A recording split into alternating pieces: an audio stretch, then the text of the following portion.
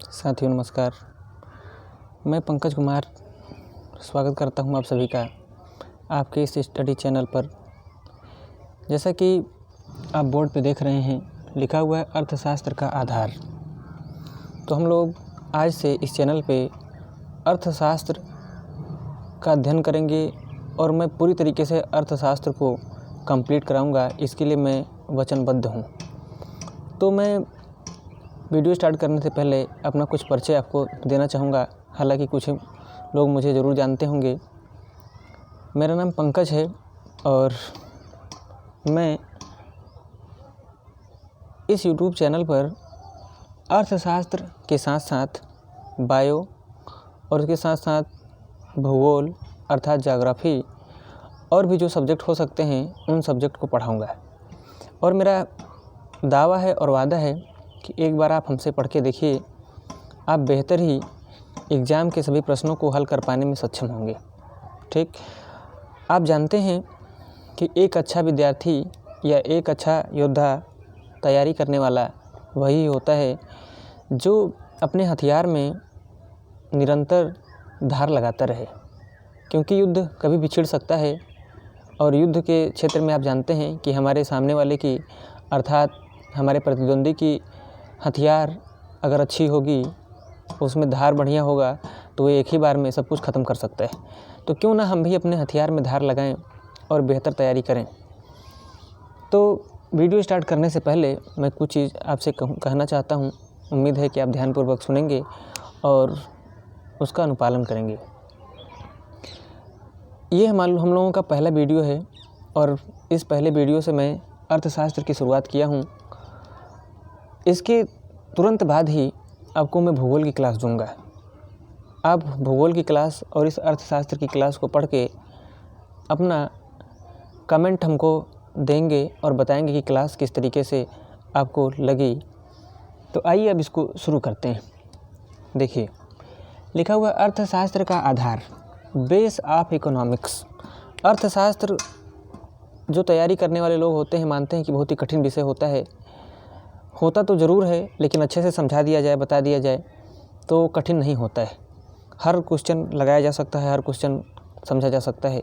ठीक है, तो आइए शुरू करते हैं। एकदम शुरू से, जीरो से हीरो बनने का सफ़र हम लोग शुरू करने जा रहे हैं, इसलिए अच्छे से आप समझने का प्रयास कीजिएगा। अब देखिए, लिखा है यहाँ पर इकोनॉमिक्स। लिखा है इकोनॉमिक्स अर्थात अर्थव्यवस्था। अब अर्थव्यवस्था में आपको दो तीर दिखाई दे रहा होगा, एक तीर इधर और एक तीर इधर। इसका मतलब ये है कि अर्थव्यवस्था के दो पहलू होते हैं। अर्थव्यवस्था के दो पहलू होते हैं। कौन कौन?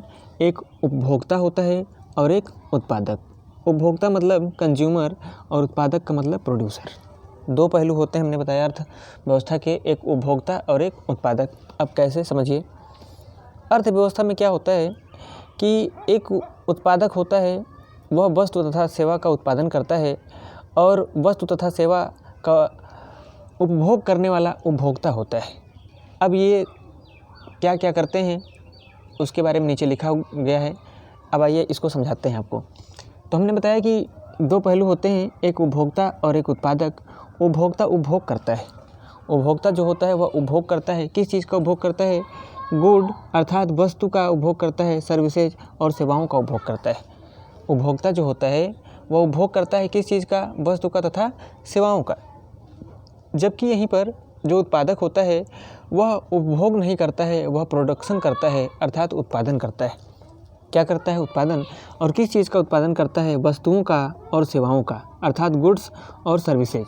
वस्तुओं और सेवाओं का उत्पादन करता है। आप जान रहे हैं कि हमने आपको बताया है कि जो उपभोक्ता होता है वह उपभोग करता है। तो उपभोग वह कब करेगा?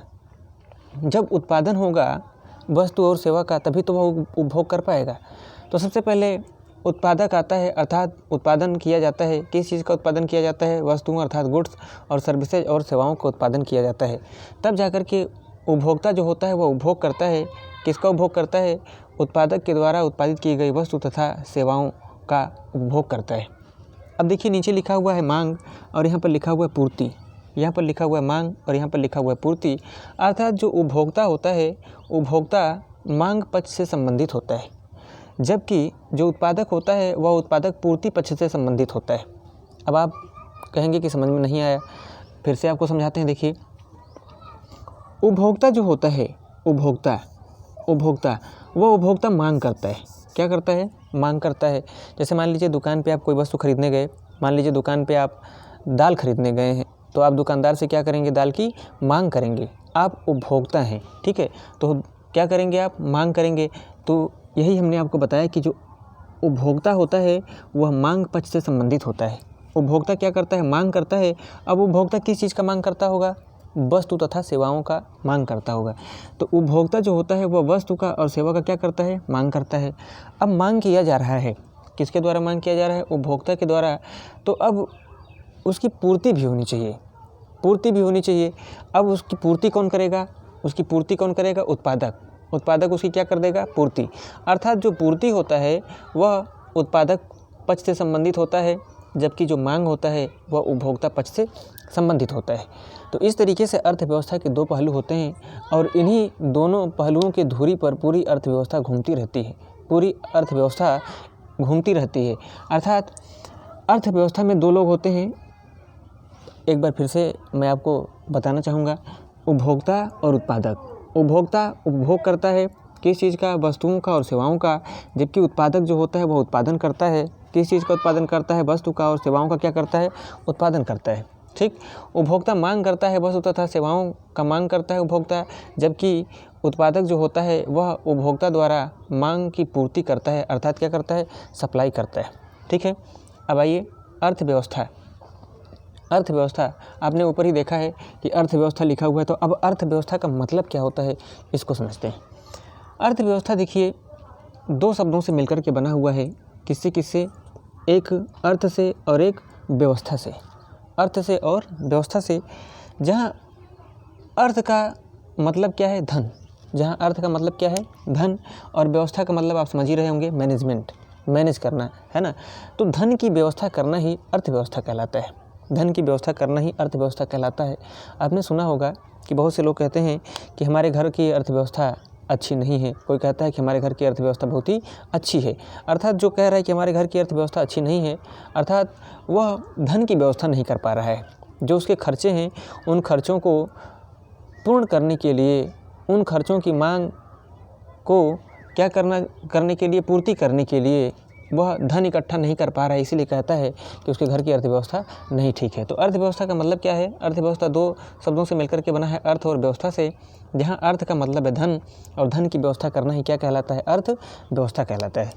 ठीक है, अब हम आपसे एक प्रश्न पूछना चाहेंगे कि दो चीज़ यहाँ पर दिखाई दे रहा है। एक दिखाई दे रहा है यहाँ पर देखिए वस्तु लिखा हुआ, और यहाँ पर क्या दिखाई दे रहा है? सेवा दिखाई दे रहा है। तो आपसे हम ये जानना चाहेंगे कि आप बताएं कि वस्तु में और सेवा में, अगर मैं आपसे पूछूं कि वस्तु में और सेवा में क्या अंतर होता है, तो आप क्या बताएंगे? वस्तु तथा सेवा में क्या अंतर होता है? तो आइए इसको समझते हैं। देखिए, जो वस्तुएं होती हैं, वस्तुएं विजिबल होती हैं, दृश्यमान होती हैं, वस्तुओं को देखा जा सकता है। लेकिन जो सेवाएं होती हैं, इन सेवाओं को देखा नहीं जा सकता है। जैसे आप पढ़ रहे हैं और मैं यहाँ से आपको पढ़ा रहा हूँ, तो मैंने आपको सेवा दिया है, मैंने आपको एक सेवा दिया है। आप जान ही रहे हैं कि 4G क्रांति हमारे देश में है और हर कोने कोने तक सूचनाएं पहुंच जा रही हैं। तो हम आपको यहाँ से बैठ के पढ़ा रहे हैं और आप पढ़ रहे हैं अपने कमरे में बैठ करके, चाहे जहाँ भी आप पढ़ रहे हैं वहाँ पढ़ रहे हैं। तो हम आपको एक सेवा दे रहे हैं, ना कि कोई वस्तु। हम आपको कोई वस्तु नहीं दे रहे हैं, बल्कि क्या दे रहे हैं? सेवा दे रहे हैं। तो आप बता सकते हैं कि वस्तु में और सेवा में क्या अंतर है? जो वस्तुएं होती हैं वह दृश्यमान होती हैं, उनको देखा जा सकता है, लेकिन सेवा जो होती है वो अदृश्य होती है, इनविजिबल होती है, उसको देखा नहीं जा सकता है। अब आप अपने मोबाइल में देख रहे हैं, लेकिन ये सेवा कितनी दूर से आ रही है, कहाँ से मैं आपको बता रहा हूँ, है ना, कितने किलोमीटर चल के जा रही है, ये आप देख नहीं सकते हैं। तो वस्तु और सेवाओं में अंतर यही होता है कि वस्तुओं को देखा जा सकता है, जबकि सेवाओं को देखा नहीं जा सकता है। ठीक है, तो ये वस्तु में हो गया अंतर और सेवा में अंतर हो गया। ठीक, और अब नीचे आइए, इस लाइन को समझते हैं। लिखा है, जो उपभोक्ता होता है वह मांग करता है। उपभोक्ता होता है वह मांग करता है।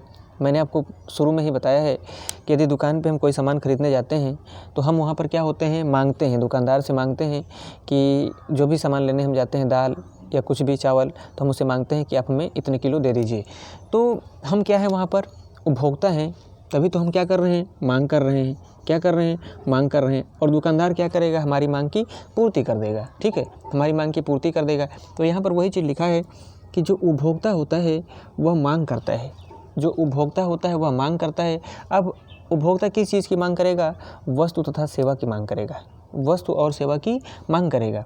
ठीक है, जबकि उत्पादक जो होता है इनकी पूर्ति करता है। किसकी पूर्ति करता है, वस्तु और सेवाओं की पूर्ति कर देता है। जो उत्पादक होता है वह वस्तु तथा सेवाओं की पूर्ति कर देता है, जबकि जो उपभोक्ता होता है वह वस्तु तथा सेवाओं की क्या करता है, मांग करता है। ठीक है, तो इतना कुछ हम लोगों ने समझ लिया। उम्मीद है कि यहाँ तक आपको कोई समस्या नहीं आई होगी। अब हमारे साथ इस चैनल पर बने रहिए और मैं इकोनॉमिक्स में आपको इस तरीके से पढ़ा दूँगा कि बिल्कुल आपके लिए आसान हो जाएगा। आप क्वेश्चन ढूंढ कर करेंगे और सभी क्वेश्चन आपके हल हो जाएंगे। ठीक है, अब आइए नीचे समझते हैं। देखिए, एक चीज़ आपको और बता दें कि ये हमने आपको बता दिया कि अर्थव्यवस्था क्या होता है। ये मैंने आपको समझा दिया कि उपभोक्ता मांग करता है, जबकि जो उत्पादक होता है वो क्या करता है, इसकी पूर्ति करता है। ठीक है, आइए आगे समझते हैं। देखिए, अब हम लोगों को समझना है इकोनॉमिक के बारे में। तो इस जो मैंने इधर लिखा हुआ है और इस चीज़ को मैंने इधर लिखा हुआ है, इसको हम लोग अगले वीडियो में समझेंगे। वीडियो लंबी ना हो इसलिए मैं ऐसा कर रहा हूँ। तब तक आप आगे की वीडियो की प्रतीक्षा कीजिए और अच्छे से अध्ययन करिए।